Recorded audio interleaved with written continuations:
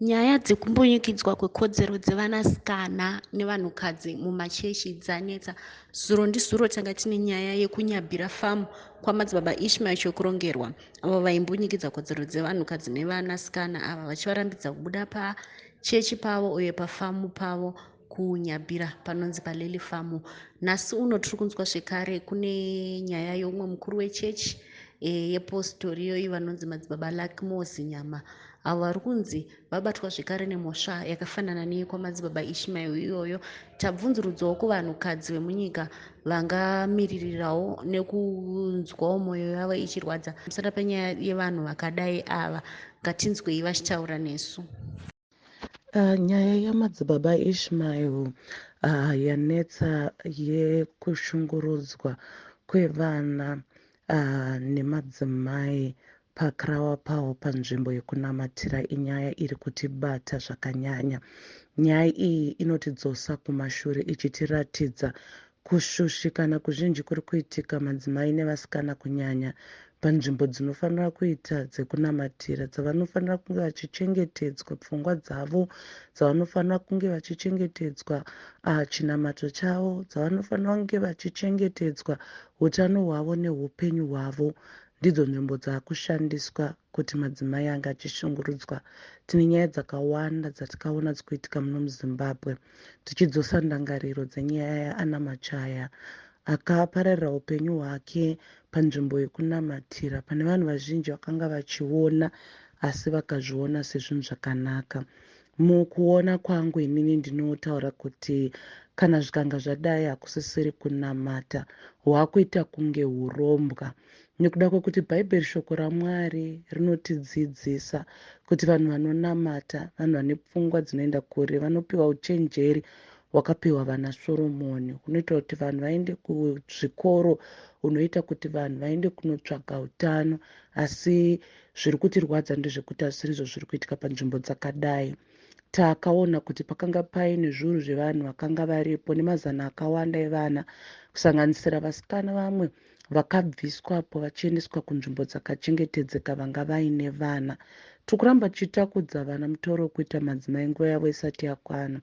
Vakutarisana nenyaya dzekufirwa nevana, vakutarisana nenyaya dzezvirwere zviri kuvabata pavari kubara zvakadai sana obstetric fistula, vakutadza kuenda kuzvikoro, vakushushikana mupfungwa nyaya dzemental health, zvinova zviri kutirwadza. Pane nyaya dzekuvhiringika kwenyaya dzatinoti dzemahuman rights.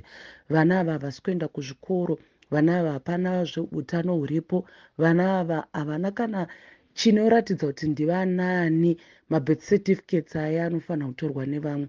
Pasangana futi nyaya dzekuti paivigwa vanhu zviri kunze kwemitemo, zvinova zvinhu zvinoshungurudza kuti kuchiri kunamata here.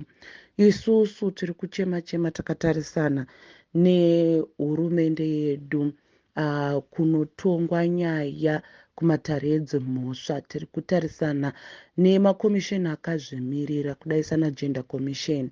Tiri kutarisana zvakare makomisheni akazvimirira kudai sana Human Rights Commission kuti ngavaite chipata-pata, vaite maonera pamwe chuma chemuzukuru kuti vatarisane nenyaya iyi.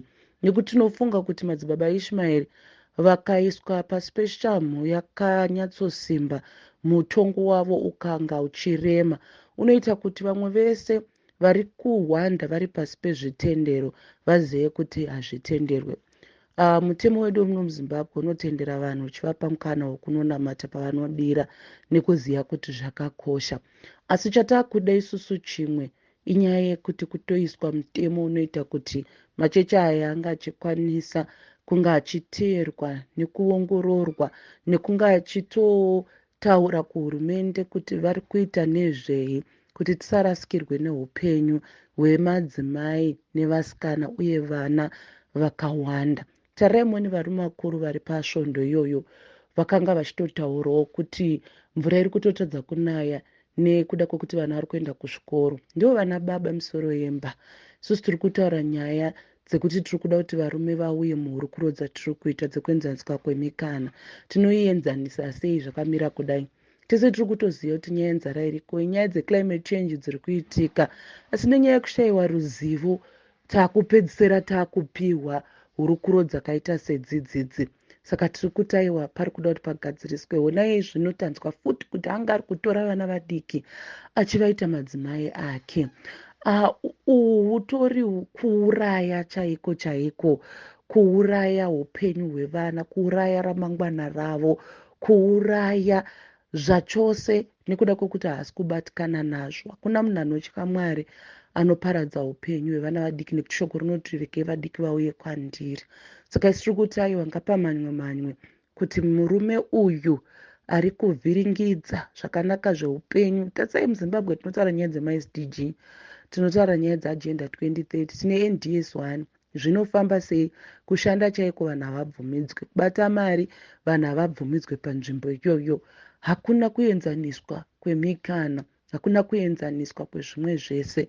Saka tiri kuti chengetedzaiwo ramangwana redu. Vanasikana ava nyangwe vanakomana vadiki varipo ndo ramangwana redu. Zvino kana vanasikana ava vakuitwa madzimai, vakupiwa uremu hwekunge vachichengetedzeswa vana, ivo vachifanira kuchengetedzeswa ramangwana renyika, vanomirawo sei panoitwa hurukuro dzine chekuita neramangwana? Tinenge tatopedza kufunga kwavo nekuenderera mberi kweupenyu hwavo. Ndinoona zvakakosha kuti hurumende yedu yemuno muZimbabwe ikwanise kuregulata machechi.